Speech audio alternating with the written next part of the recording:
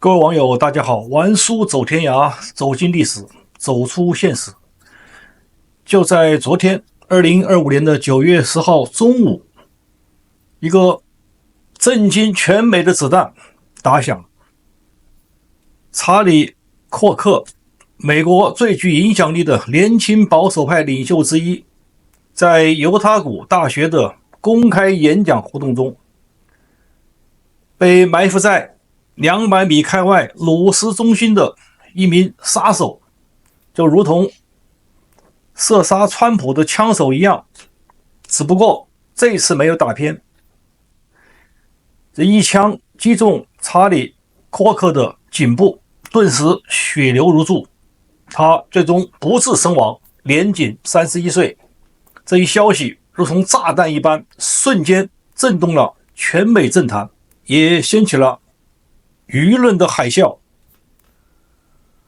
科克不是普通的演讲者，他是 Turning Point USA 的创办人，是无数保守派年轻人眼中的启蒙导师。他擅长在大学校园与自由派学生辩论，敢于直言反对左派的觉醒主义，批判跨性别运动，反对无限制移民，并且能够大声捍卫美国的传统价值观。他的演讲往往一票难求，也因此成为了左派群体眼中的最碍眼、最必须消音的对象。我们在这里回顾一段1分多钟的视频，一睹他曾经的风采和睿智。Battle is coming to the West, and the enemies are wokeism or Marxism combining with Islamism to go after what we call the American way of life. And the American way of life is very simple. I want to be able to get married, buy a home, have kids, allow them to ride their bike till the sun goes down, send them to a good school, have a low-crime neighborhood, not to have my kid be taught the lesbian, gay, transgender garbage in their school, while also not having them have to hear the Muslim call to prayer 5 times a day. That's important. We want the American way of life, which is, by the way, Christendom. Christians, our sacrifice, our toil, our vision, the outgrowth of the scriptures gave us Western civilization. And this is where I think is a great rallying cry. Doesn't matter if you're Hispanic, doesn't matter if you're Asian, doesn't matter if you're black or white. Everybody, if you are Christian and Jesus Christ is your Lord and Savior, these two threats are combining forces to come after us, and it's time that the church stands and rises up against it. Yep. 查理·库克不仅是年轻人的常识启蒙导师，也是MAGA运动的一位著名旗手。这就是为什么川普在他死后要让全美将半旗致哀的原因。这一枪不仅击断了一位年轻领袖的生命，更击中了美国民主政治的根基。因为这一事件揭示了，当言论无法再靠辩论解决时，暴力就成了极端分子的选项，而这背后不能不说是美国左派长期鼓吹仇恨与暴力氛围的一个恶果。我们来分析一下这些枪手不光是这个枪手了，这么多枪手的仇恨来自何方？美国的左派媒体与政客表面上谴责暴力，又谈什么禁止美国的持枪权。玩书提醒大家的是，用刀用枪杀人的不是刀和枪本身，而是后面站着的那个人，不是吗？多年来，左派们在话语与政策上早已不断将保守派妖魔化。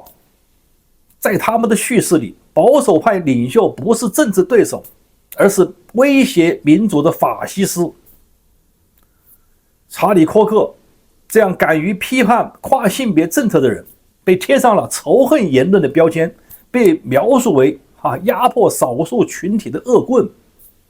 左派政客与媒体对川普、对共和党乃至对任何持有不同意见的公民，常常用上了极端主义、恐怖主义等标签。美国的国会山事件如此，美国的言论自由的钳制方面也是如此。这种长年累月的语言攻击，让这些左派支持者中的激进分子逐渐相信，消灭保守派不仅合理，甚至是一种正义。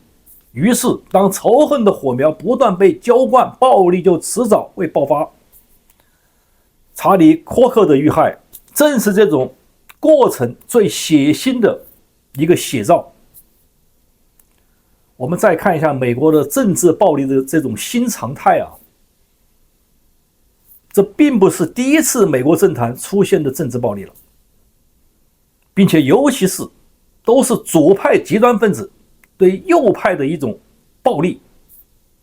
2017年，美国国会棒球队在练习时遭左派枪手袭击，导致多人重伤。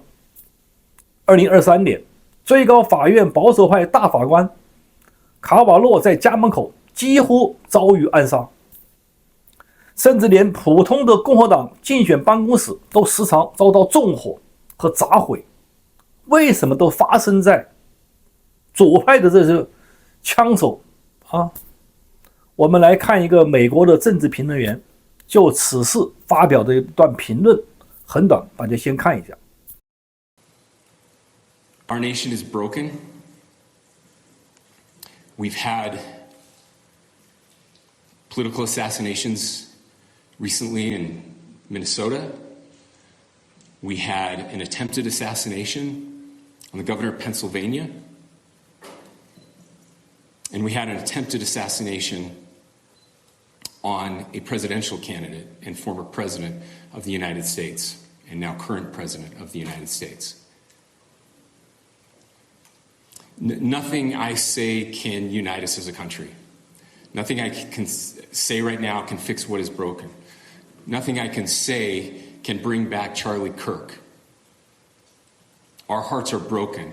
We mourn with his wife, his children, his family, his friends. We mourn as a nation.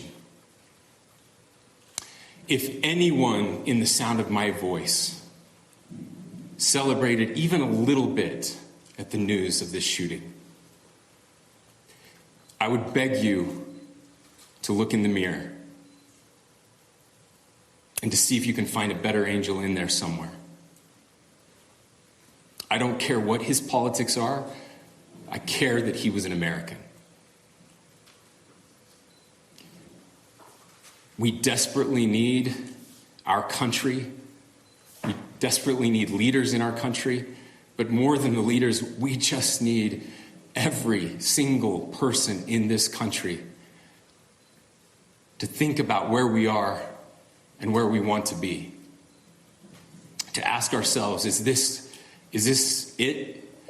Is this what 250 years has wrought on us? I pray that that's not the case. I pray that those who hated what Charlie Kirk stood for will put down their social media and their pens and pray for his family, and that all of us will try to find a way to stop hating our fellow Americans. I am tired of hearing people say, like Barack Obama did, like Hillary Clinton did, oh, we condemn this violence. Guess what? You can't call the President of the United States for 10 years Adolf Hitler, and you can't say that he's a fascist dictator, and you can't say that anyone who voted for Trump or advocated for him, like you, me, Riley, and Charlie Kirk, are Nazis. And then when someone tries to kill us, you can't suddenly say, oh, we condemn this violence. You caused it. Look at me right now. You caused this. When you tell people that someone is Hitler, you are telling crazy people, go kill them. And I am sick of pretending that that is anything other than what they're doing. That guy in West Palm Beach, what did he say? He was killing Trump because he believed Trump was Hitler.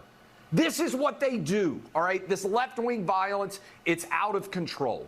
And Charlie Kirk bore the brunt of that left-wing violence. And guess what? But for the twist of his head at the last minute, Donald Trump's head would have been blown off on live television. And that is intentional. They are lighting fires and then claiming, oh, what do you know? There's a fire there. They're doing it on purpose. MSNBC, Sean, you watch this. They were live on the air saying, one of their guys said, they put out a PR statement. He said, well, Charlie Kirk was riddled basically with hate. And when you put hate out into the world, this kind of thing happens. Oh, tough break. You get shot and killed even though you're completely innocent and all you're doing is making arguments for the betterment of the country. Tough break for your young daughter. Tough break for your son, for your lovely wife that will never get the opportunity to see you grow old with them. I am so angry. And I understand everybody out there says, well, we have to tamp down the anger. I'm not willing to do that right now because I get angrier the more I think about this, Sean. They put the wheels of motion for this in order. They did it, Sean. 这些事件都有一个共同点，施暴者几乎都来自左派的极端分子。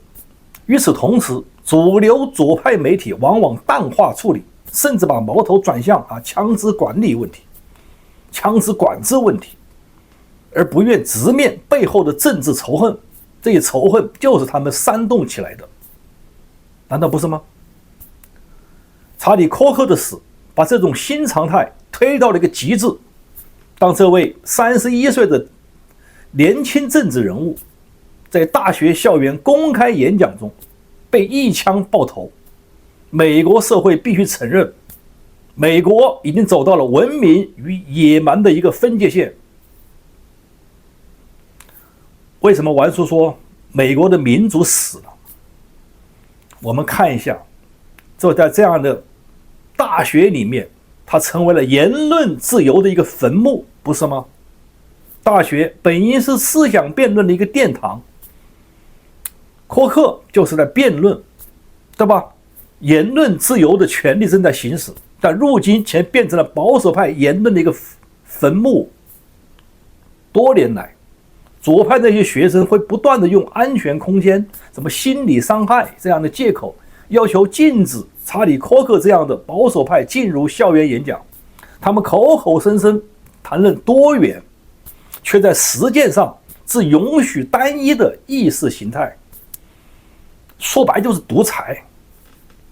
什么 DEI， 什么唤醒文化，就是独裁文化，就是歧视文化，就是种族歧视。如今枪声在校园中响起，这不仅是子弹夺走了一条活生生的生命，更是恐惧夺走了未来无数场演讲。当一个保守派领袖随时可能在讲台上被狙杀，还有谁敢再登上讲台？当校园不再是辩论的场所，而是行刑的场所，言论自由便是真正的走向了坟墓。在这个意义上讲，美国的民主已死。我们再来看看左派的邪恶与虚伪。就在事件发生后，我们又看到了熟悉的一幕：左派的媒体异口同声，表面谴责，但骨子里却在暗暗庆幸。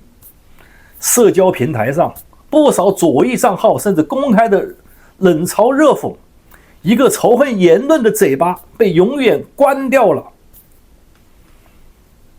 大家体会这种庆幸背后的什么心理？这就是左派的双重标准。当一群左派人士受到了威胁时，他们会铺天盖地的谈民主遭到攻击，但当保守派真的死于枪下，他们却急于转移话题，甚至暗自窃喜。这种虚伪才是真正的最邪恶之处。美国的危机与挑战又来了。玩叔认为，所谓的觉醒文化和马克思主义就是一丘之貉，难道不是吗？他们挑起的都是仇恨，阶级的仇恨，种族之间仇恨。查理·科克之死暴露的不是个别枪手的问题，而是整个左翼文化的一个病态。他们的仇恨教育，从媒体到课堂，左派用社会正义之名啊，把保守派描述为敌人。他们的取消文化对意见者不是辩论，而是封杀、剥夺机会，甚至在民主党内部，他们也是一言堂，难道不是吗？是吧？哈里斯没有经过辩论就直接到了总统选举的位置，对吧？暴力的合法化，左派总能找到他自找的这种借口来掩盖当前的暴力。这种 DEI 的文化比任何一颗子弹都更可怕，因为它会源源不断的制造下一个枪手、下一个暗杀，直到整个社会陷入一个恐怖的循环。那么这个事之后怎么办？必须血债血偿，和敌人还能讲民主吗？敌人和我们就是你死我活，所以保守派不应被恐惧吓倒。